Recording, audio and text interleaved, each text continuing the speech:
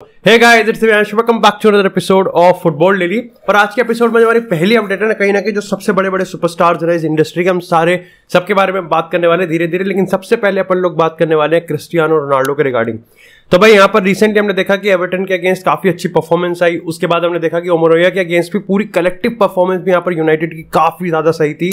हाँ, काफी एंड तक, मतलब रियल मैड्रिड वाले टाइम तक हमको वेट करना पड़ेगा कि कब यूनाइटेड यहाँ पर 3 पॉइंट लेके जाएगी। लेकिन ओवरऑल अगर हम देखें तो पिछले 2 हफ्ते यूनाइटेड की परफॉर्मेंस के हिसाब से काफी ज्यादा सही थे।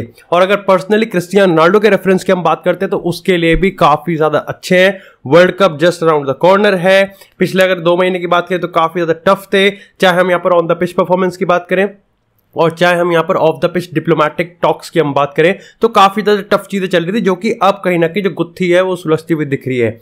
तो ऐसे में कहीं ना कहीं जब एरिक टेन हैग ने रिसेंटली इंटरव्यू में ये चीज कंफर्म की कि अब एंथनी मार्शियल थोड़ा थोड़ा ठीक होता हुआ दिख रहा है, जिसने एवर्टन के अगेंस्ट यहाँ पर इंजरी ले ली थी और उसके चलते रोनाल्डो स्टार्टिंग 11 पे अपनी जगह बना रहा है, तो क्या एंथनी मार्शियल यहाँ पर कंटेंशन के लिए अवेलेबल है? और इसका आंसर है यस। यानी कि आने वाले मैच में जो न्यूकासल के अगेंस्ट मैच है यूनाइटेड का कल, उसमें एंथनी मार्शियल स्टार्टिंग 11 में अपनी जगह बना सकता है।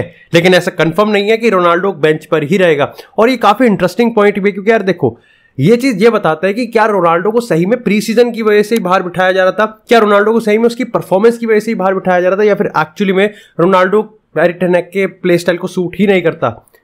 मेरा दूसरा वाला मानना है कि रोनाल्डो एरिक टेन हैग की प्ले स्टाइल को सूट ही नहीं करता। और ऐसे में कहीं ना कहीं एरिक टेन हैग आज नहीं तो कल मार्शियल को या फिर रैशफोर्ड को, क्योंकि तुमको पता है कि अगर मार्शियल को स्ट्राइकर रखा जा रहा है तो इसका मतलब रैशफोर्ड को लेफ्ट विंग पर रखा जा रहा है, और इससे जेडन सांचो यहां पर कहीं ना कहीं काफी हद तक सैक्रिफाइस हो रहा है। तो इस चीज को देखना पड़ेगा कि एरिक टेन हैग कैसे बैलेंस करेगा और रोनाल्डो को कितना यहां पर मौका मिलने वाला है, क्योंकि प्रीमियर लीग में सिर्फ 1 स्टार्ट दिया गया है उसे। दैट्स अ बिग थिंग, और ये देखना पड़ेगा। लेकिन इसी के साथ अगर रोनाल्डो की दूसरी अपडेट की हम बात करें, अब ऐसे डू लेट मी नो कि अगर पिछले 2 हफ्ते के रेफरेंस में हम बात करें तो तुम चाहते हो कि रोनाल्डो स्टार्टिंग 11 में अपनी जगह बनाए, या फिर कहीं ना कहीं एज अ सुपर सब ही आता हुआ अपनी जो केमियो है ऐसी परफॉर्मेंस दे। लेकिन इसी के साथ अगर दूसरी अपडेट की हम बात करें क्रिस्टियानो रोनाल्डो से, तो वो आती है कि यहाँ पर देखो भाई, बैलन डोर है 17 तारीख को, और उसमें कंफर्म बताया जा रहा है कि Ronaldo will be present in the ceremony. ना ही सिर्फ सेरेमनी, बल्कि यहाँ पर क्योंकि रोनाल्डो को पता है कि भाई देखो करीम बेंजेमा और वो अच्छे यार लपाटे हैं, है ना, लंडैया यहाँ रहे दोनों एक दूसरे के, तो कंफर्म ही है कि करीम बेंजेमा को यहाँ पर बैलन डोर मिलेगा, तो यहाँ पर रोनाल्डो सेरेमनी में अवेलेबल होगा। और ना ही सिर्फ क्रिस्टियानो रोनाल्डो, बल्कि ऐसा बताया जा रहा है कि पिछले 7 फॉर्मर बैलन डोर विनर, शायद से उसमें लियोनेल मेसी भी हो सकते हैं, उसमें लूका मॉड्रिच भी होंगे। Luka Modric I think definitely होंगे, उनके तो टीममेट ही यहाँ पर बैलन डोर जीत रहे हैं, और यहाँ पर बाकी सारे प्लेयर्स भी हो सकते हैं। तो इट्स अ ह्यूज थिंग, और ये सेरेमनी काफी स्पेशल भी है, क्योंकि मैंने तुमको आई थिंक काफी टाइम पहले एक बार बताया भी था कि पहली बार ऐसा होता जा रहा है कि बैलन डोर 2nd रैंक और 1st रैंक के बीच में सबसे बड़ा गैप होने वाला है इस साल। यानी कि करीम बेंजेमा अगर 1st है तो जो 2nd पे होगा, उन दोनों के बीच में सबसे बड़ा गैप होगा। हम रिसेंट ईयर्स में जो देखते हुए आ रहे हैं, ये काफी बड़ा अचीवमेंट है करीम बेंजेमा के लिए। और साथ ही साथ अगर हम बात करें यहाँ पर अगर गोल्डन बॉय की, तो उसकी जो नॉमिनीज की लिस्ट है वो भी हमारे सामने, और तुम इस समय अपनी स्क्रीन पर देख सकते हो। यहाँ पर आपको पेड्री दिखेगा, गावी दिखेगा, आडायामी दिखेगा, बेलिंगम दिखेगा, कामाविंगा दिखेगा। और इस पॉइंट ऑफ टाइम पर अगर बैटिंग ऑड्स की हम बात करें तो यहाँ पर या तो ये गावी जीत सकता है, या फिर एक्चुअली में ये जूड बेलिंगम जीत सकता है। मेरे लिए तो कामाविंगा भी एक अच्छा शाउट है। क्या शाउट तो मेरे लिए पेड्री भी अच्छा है, but do let me know कि आप गोल्डन बॉय के इस अवार्ड को कौन जीतता हुआ देखना चाहते हो। लेकिन इसी के साथ बात करते हैं यहाँ पर लियोनेल मेसी से। तो भाई फाइनली लियोनेल मेसी इस 1-1.5 हफ्ते के ब्रेक के बाद, जहां पर उनकी एब्सेंस में पीएसजी मेरे को काफी क्वालिटी में लैक करती हुई दिखी, मतलब विजन नहीं था, क्लैरिटी नहीं थी हमको पिच पे करना क्या है। लेकिन फाइनली इस एक मिड टर्म ब्रेक के बाद यहां पर कहीं ना कहीं लियोनेल मेसी वापस से ट्रेनिंग में आ चुके हैं। मार्शियल के साथ यहाँ पर मैच है, और ऐसे में कहीं ना कहीं पीएसजी को जरूरत थी अपने तलिस्मन की, और Lionel Messi is back in the training. तो क्या हम मान सकते हैं क्रिस्टोफर गाल्टियर? तो देखो, ये चीज तो कंफर्म बताई जा रही है कि लियोनेल मेसी कंटेंशन में तो है। अब स्टार्टिंग 11 में उसको पुश किया जाएगा या नहीं किया जाएगा ये देखना पड़ेगा। लेकिन कहीं ना कहीं गाल्टियर के हिसाब से, जहां तक उसने कहा था कि उसने नॉर्मली ट्रेन किया है and he is back in the as usual training, तो मेरे को लगता है कि यहाँ पर लियोनेल मेसी को उसको स्टार्टिंग 11 में डाला जाए, और चाहिए भी भाई। बिकॉज अगर हम ये बात करें कि यस लियोनेल मेसी, क्योंकि देखो पूरी टीम का कलेक्टिव पिक्चर तो लियोनेल मेसी के बिना है ही बेकार, लेकिन लियोनेल मेसी खुद का सीजन भी काफी ज्यादा अच्छा जा रहा है, तो ऐसे में ज्यादा लंबा ब्रेक भी देना बेकार रहेगा। हाँ ये अलग बात है, अगर इंजरी कंसर्न है तो फिर लंबा ब्रेक ही दो भाई जितना, फिर तो सीधा वर्ल्ड कप में लॉन्च करना उसको। और अगर यहाँ पर हम बात करें और की भी, तो देखो एम्बापे भी डिपेंडेंट है ना, पेपाल डिपेंडेंट है। उसके बाद अगर हम बात करें नेमार की, तो वो डिपेंडेंट इतना तो नहीं है, but definitely Neymar without Messi और नेमार विद मेसी में जमीन आसमान का फर्क आ जाता है। तो ये कहीं नहीं, ऐसी Mbappe without Messi, Mbappe without money, तो फर्क यहां पे भी बहुत ज्यादा आ जाता है। लेकिन इसी के साथ यहाँ पर बात करते हैं आप थोड़ी सी एल क्लासिको के बारे में। तो हाइप है, बिल्ड है, और ये बिल्ड इसलिए भी और ज्यादा हो चुका है कि रिसेंट टाइम्स में जो बार्सिलोना का फॉल हुआ है, the fall of Barcelona in champions league again, ये कहीं ना कहीं स्टोरी को और भी ज्यादा इंटरेस्टिंग बना रहा है। लेकिन ऐसे में मैं तुमको क्लियर कर दूं, अगर कोई ये किसी को भी डाउट लग रहा है कि क्या जावी की जॉब खतरे में है, even if they lose Clasico, वो बिल्कुल ही रबिश है। अब ये स्टोरी इसलिए भी ज्यादा जनरेट हो रही है क्योंकि ऐसे पॉइंट ऑफ टाइम पे ये बताया जा रहा है कि भाई देखो, जावी मैच हारा था, इंटर मैच हारी थी, और लेपोर्ता ने लड़ाई करी है जावी से, दोनों में गुथाई, ऐसा कुछ भी नहीं हुआ है। Yes there were ऑल्टरकेशंस। लेपोर्ता ने खुद अपने इंटरव्यू में एक चीज कहा कि देखो ये सारी लाइक ठीक है, आप बड़ा चढ़ा के बता सकते हैं मीडिया वाले, लेकिन द ट्रूथ इज कि हर बड़े मैच के बाद मैं जावी से मिलता हूं। इसको मीडिया ने ऐसे पोर्ट्रे किया था कि जब मैच हुआ था तो ड्रेसिंग रूम में लेपोर्ता ने किसी भी प्लेयर से बात नहीं करी थी, बल्कि सिर्फ और सिर्फ जावी से बात करी थी, और उसको बता दिया था कि यहां पर लेपोर्ता कितना ज्यादा डिसअपॉइंटेड है, क्योंकि हर चीज तो उसने कर दी है, और उसके बाद भी कहीं ना कहीं बार्सिलोना की चैंपियंस लीग में कैसे फेल हो सकती है। और ऐसे में यहां पर कहीं ना कहीं लेपोर्ता ने धमकी भी दी है कि यहां पर बार्सिलोना इमीडिएट सक्सेस की तरफ जानी चाहिए अंडर जावी। ये मीडिया की स्टोरी थी।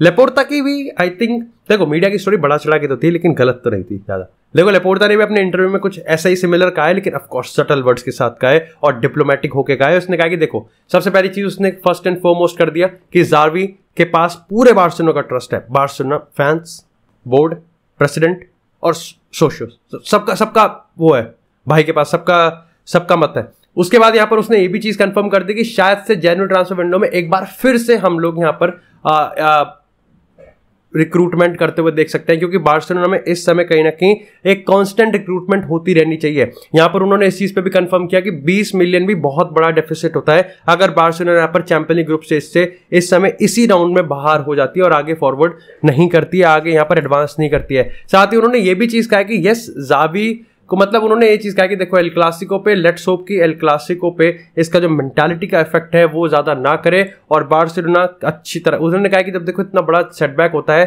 तो सबसे बढ़िया तरीका होता है कि आप अपने नेक्स्ट बिग मैच को जीत जाओ, और ऐसे में एल क्लासिको से बड़ा मैच तो दुनिया में है ही नहीं कोई।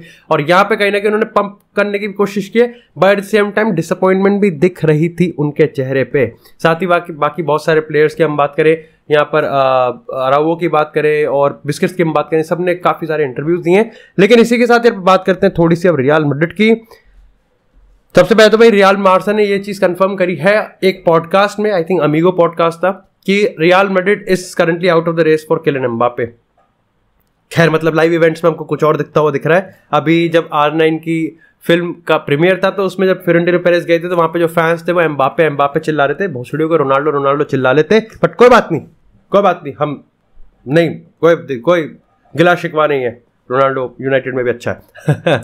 तो यहां पर कहीं ना कहीं उन्होंने ये चीज कंफर्म करा है मार्सा ने कि इस पॉइंट ऑफ टाइम पे किलियन एम्बापे का जो बिहेवियर है और जिस तरीके की अथॉरिटी वो डिमांड कर रहा है वो रियल मैड्रिड में तो मिलने से नहीं रही। रियल मैड्रिड में मैनेजर को नहीं मिलती, ये तो फिर भी पता नहीं छुट्टिया ही है, मतलब एम पे पाल है। तो ऐसे में कहीं ना कहीं उन्होंने कहा कि किलियन एम्बापे के लिए जो बेस्ट क्लब है इस समय वो कोई और नहीं बल्कि खुद PSG है। तो अगर आने वाले टाइम में हमको रियल मैड्रिड इस रेस से बाहर होते हुए दिख जाए, जो कि मैं अभी भी अनलाइकली मानता हूं, क्योंकि मेरे को अभी भी लगता है कि ठीक है इस स्टोरी में बहुत डेवलपमेंट आएंगे, ट्विस्ट एंड टर्न्स आएंगे और धीरे धीरे स्टोरी डेवलप्ड होगी और व्यूज आता है। मेरा मतलब है कि स्टोरी आगे बढ़ती रहेगी। लेकिन यहां पर यह कंफर्म है कि एक तो इससे सरप्राइज मत हो जाना अगर रियल मैड्रिड रेस से बाहर हो जाए, और इससे सरप्राइज मत हो जाना कि किलियन एम्बापे को रखने के चक्कर में इन्होंने लियोनेल मेसी और नेमार के साथ अपने एसोसिएशन तोड़ दिया। मेसी के साथ काफी टफ लग रहा है, बट स्टिल पॉलिटिक्स किसी को नहीं छोड़ती। तो ये अभी कंफर्म होता हुआ दिख रहा है शायद से। लेकिन इसी के साथ अगर हम बात करें एल क्लासिको के रियल मैड्रिड बिल्डअप की, तो यहां पर यह कंफर्म है कि रूडिगर विल प्ले, लेकिन रूडिगर बेंच से खेलेगा। तो रूडिगर पहले तो थोड़ा बेंच पे ही खेलेगा, फिर बेंच से आके पिच पे खेलेगा। साथ ही अगर हम बात करें यहाँ पर रोड्रिगो और वाल्वर्दे की, तो पत्ते छुपा के रखने की कोशिश करी है यहाँ पर कार्लो एंसेलोटी ने। खैर उसने, और ये पत्ते इसलिए भी छुपा के रखे क्योंकि उसने असेंसियो का नाम भी लिया, जो कि बहुत टफ है कि मैं असेंसियो को स्टार्टिंग लाइनअप पर देखने वाला हूं। साथ ही इसी के अगर कोर्तुआ की बात करें तो आज फाइनल वर्ड आ जाएगा कि कोर्तुआ खेलेगा या नहीं खेलेगा। जिसके चांसेस बहुत कम है कि कोर्तवा यहाँ पर नहीं खेलेगा। जहां तक मेरे को ऐसा लग रहा है कि कोर्तवा के चांसेस काफी ज्यादा कम है, यस कोर्तवा विल नॉट प्ले। लेकिन इसी के साथ अगर हम बात करें यहाँ पर थोड़ी सी एनगोलो कांटे की, तो भाई एनगोलो कांटे को यहाँ पर 3 महीने की इंजरी हो गई है और ऐसे में ये कंफर्म है कि he will miss the world cup. और ये बड़ा फैक्टर होता है यार, ये काफी बड़ी चीज होती है कि आप जब वर्ल्ड कप को अगर आप वर्ल्ड कप अगर मिस कर रहे हैं तो इट्स एक किसी भी प्लेयर, और एनगोलो कांटे ऐसे प्लेयर है, इतना स्पेशल प्लेयर है, वो कहीं ना कहीं अगर वर्ल्ड कप मिस कर रहा है that it's a really big thing. तो ये काफी इस समय का सिस्टम है। बाकी that's it for this episode guys. I hope आपको एपिसोड पसंद आया। एपिसोड पसंद आया तो एपिसोड को लाइक करें, चैनल को सब्सक्राइब करें। आपको इस तरह फुटबॉल से एक्सक्लूसिव कंटेंट चैनल पर मिलता रहेगा। तब तक के लिए stay tuned, stay safe and I will see you in the next